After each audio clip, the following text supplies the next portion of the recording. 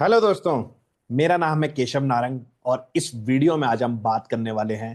पहले बात करेंगे हम आज के मार्केट के बारे में। टुडे इज 3 मार्च 2025।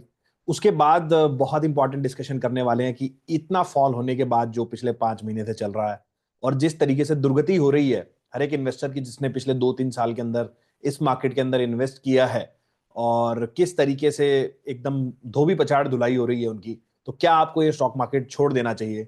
क्या आप यहां से सब कुछ बंद करके आपको यहां से चले जाना चाहिए? इस पे बात करने वाला हूं। तो स्टार्ट करते हैं सबसे पहले वीडियो को। सबसे पहले आज का थोड़ा सा प्राइस एक्शन देख लेते हैं। और निफ्टी की अगर मैं बात करता हूं आपसे, तो निफ्टी आज लगभग फ्लैट क्लोजिंग थी निफ्टी की। और अगर आप देखोगे तो निफ्टी 22,119 का लेवल क्लोज हुआ है, 5 पॉइंट नीचे। और वॉलेटिलिटी फिर भी हमें काफी ज्यादा देखने को मिली। तो निफ्टी एक बार तो सुबह जब खुला और खुलने के साथ साथ सीधा सीधा एक बार 22,000 अपना टेस्ट कर लिया। और लगभग पूरे कुछ 1 डेढ़ 2 घंटे वहां पर घूमने के बाद थोड़ी सी रिकवरी आई। और एक जो बाउंस आया था वो बेसिकली ज्यादा ऊपर तो नहीं जा पाया, बट कहीं ना कहीं आप देखोगे कि बेसिकली 22,100 के आसपास ही हम क्लोज हो गए। बनी रेड कैंडल ही है निफ्टी के ऊपर, बट वैसे देखते हैं नई गिरावट में तो सिर्फ 5 पॉइंट की नई गिरावट हुई है। तो एक बार आज 22,000 इंट्राडे के अंदर टेस्ट हुआ है। देखते हैं कि कब तक बचेगा कब तक नहीं बचेगा। तो वो हमने आने वाले टाइम में भी देखना पड़ेगा। उसके अलावा मैं देखता हूं बैंक निफ्टी को, तो बैंक निफ्टी आज लगभग 230 पॉइंट नीचे था। ये लगभग उल्टा हो रहा है, जैसे हमने जो फ्राइडे का फॉल था उसमें बेसिकली बैंक निफ्टी को थोड़ा सा आउट परफॉर्म करते देखा था। बट आज जो था वो बेसिकली बैंक निफ्टी को, सॉरी, फ्राइडे को अंडर परफॉर्म करते हुए देखा था। आज वो उसको आउट परफॉर्म कर रही थी गिरने के मामले में। तो आज लगभग अगर आप देखोगे तो बैंक निफ्टी लगभग 230-50 पैसे के आसपास डाउन है, जबकि निफ्टी निफ्टी अपना फ्लैट है। और स्मॉल कैप और मिड कैप जो सबके फेवरेट हैं उसकी अगर बात करते हैं तो 250 वाला इंडेक्स आज 60 पैसे डाउन है, कुछ 88 पॉइंट, ऑलमोस्ट फ्लैट। और अगर आप मिड कैप की बात करोगे, मिड कैप 150 की, तो वो तो आज ग्रीन में ही क्लोज हुआ है। ये एक बार को सुबह काफी ज्यादा गिरा था। और जो कैंडल क्लोज हुई है आज आज इंट्राडे में, तो हम एक बार 400 पॉइंट लगभग नीचे गिर गया था और पूरा का पूरा वहां से उसमें रिकवरी आ गई। स्टॉक्स वाइज अगर थोड़ी सी बात करता हूं आपसे, तो निफ्टी के अंदर अगर हम देखते हैं तो बेसिकली आज जो स्टॉक्स चले हुए थे वो थे basically BEL, Grasim, Eicher motor, JSW, BPCL और अपोलो हॉस्पिटल, विप्रो। और ट्रेंड भी आज चला हुआ था 2% के लगभग लगभग ट्रेंड चला हुआ था। तो जितने भी ये स्टॉक्स काफी ज्यादा ओवरसोल्ड हो गए थे, उसमें हमें एक बाउंस देखने को मिला है। क्योंकि मैं बाउंस बाउंस वर्ड का यूज करूंगा यहाँ पे, क्योंकि पिटाई इनमें बहुत ज्यादा हुई है। तो यहाँ से जो भी रैली आएगी वो बेसिकली यहाँ पे बाउंस का ही काम कर रही है। और अगर आपने हमारे पिछले वीडियोस नहीं देखे हैं तो आप इस चैनल को जरूर लाइक कर लें, शेयर कर लें, सब्सक्राइब कर लें, ताकि आपको टाइमली अपडेट्स पहुंचते रहे। और हमारा बहुत पहले से व्यू है बेसिकली कि मार्केट यहाँ से एक डाउनवर्ड ट्रेजेक्टरी में जा रहा है, और जो भी रैली यहाँ से आएगी वो बेसिकली एक बाउंस होगी। तो काफी ज्यादा ओवरसोल्ड ऑलरेडी मार्केट, अगर निफ्टी का आप देखोगे तो आरएसआई 25 के आसपास आ गया है, which is very oversold zone में जा चुका है।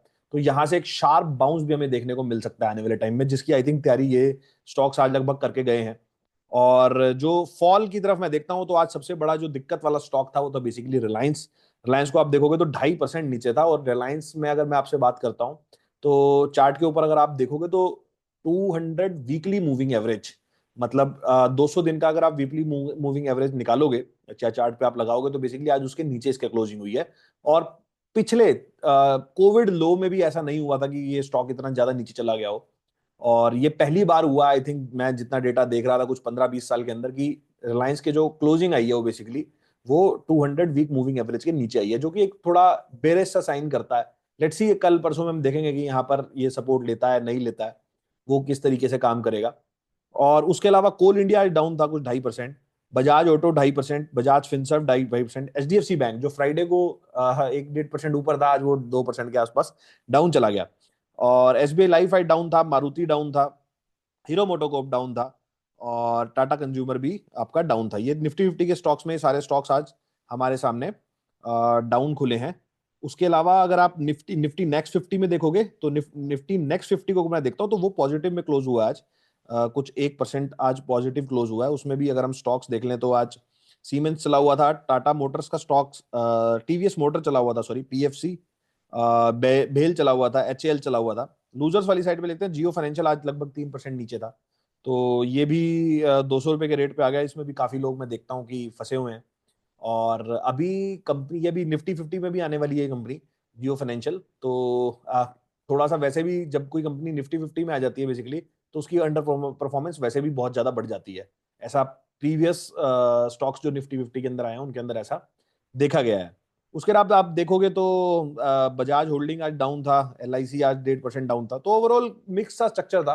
अगर आप मार्केट पे देखोगे, निफ्टी फ्लैट, ये बाकी जो थे वो सारे ऊपर। तो इस तरीके से आज चल रहा था। उसके अलावा अगर आप बात करें अब यहाँ से किस तरीके का व्यू बन रहा है या किस तरीके की चीजें आ रही हैं, वो बेसिकली जैसा मैंने आपको पिछले 2-3 वीडियोस के अंदर भी आपको जिस तरीके से मैंने बताया है, जो मुझे लगता है बेसिकली अगर निफ्टी का अगर आप देखोगे तो काफी ओवरसोल्ड टेरिटरी में है।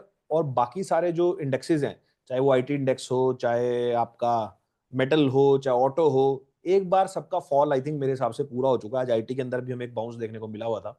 तो काफी ओवरसोल्ड टेरिटरी में हैं ये सारे स्टॉक्स। और मेरे हिसाब से यहाँ पे एक शार्प बाउंस आना चाहिए। वो बाउंस जो होगा वो मेरे हिसाब से जो पिछला सपोर्ट था बेसिकली 23,800 का जो लेवल जो पीछे हमारे सामने जब हम नीचे गिर रहे थे, तो बेसिकली वहां पर सपोर्ट वो टूट नहीं रहा था, हाई कन्विक्शन सपोर्ट था। अब वो रेजिस्टेंस का काम करेगा।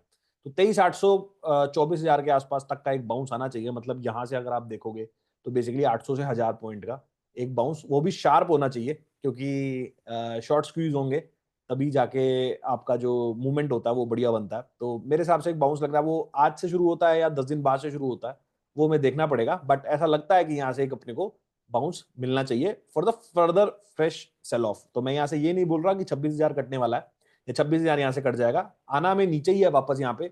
और एक बार ये जो भी यहाँ पर लो बनेगा, 21,800 बढ़ता है या 22,000 बनता है, जो भी यहाँ से बनेगा, वो बेसिकली कटने के बाद एक बार हम और नीचे की तरफ जा सकते हैं। तो अपने मिड कैप और स्मॉल कैप्स के अगर आप पोर्टफोलियोज हैं आपके पास, तो बेसिकली आप उसमें अभी और थोड़ा पेन देखने के लिए रेडी रहिए मेरे हिसाब से। आप बाकी जो भी डिसीजन ले अपने फाइनेंशियल एडवाइजर से पूछ के लें।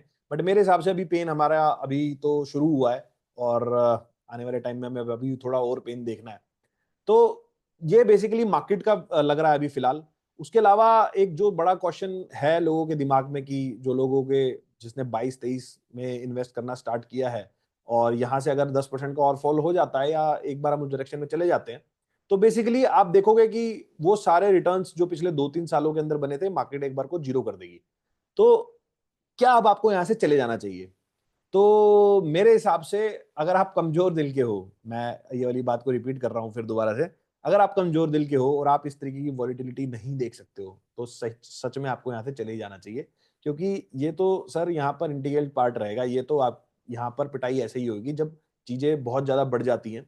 तो बेसिकली पिटाई इस तरीके से तय होती है, और इसको हम बेसिकली स्टॉक मार्केट की भाषा में बोलते हैं करेक्शन। तो एक जो ट्रेंड होता है करेक्शन होती है, तो ट्रेंड का जो काउंटर ट्रेंड होता है वो बेसिकली करेक्शन होता है। अब करेक्शन मुझे ऐसा लगता है ये साल तो पूरे चलने वाला है। और अगर आप लॉन्ग टर्म इन्वेस्टर्स हैं, अगर आप यहां से 5-10 साल 15 साल का देखते हो, तो उसमें कोई डेंट नहीं है। बट अगर आप कोई शॉर्ट टर्म व्यू यहाँ पर लेके आ गए हो, साल 6 महीने का, 2 महीने का, 3 महीने का, तो मेरे हिसाब से आपको पेन ज्यादा होने वाला है। आई थिंक फिर तो आपको फिर उस वाले केस में आपको सोचना चाहिए कि आपको स्टॉक मार्केट के अंदर रहना है या नहीं रहना है।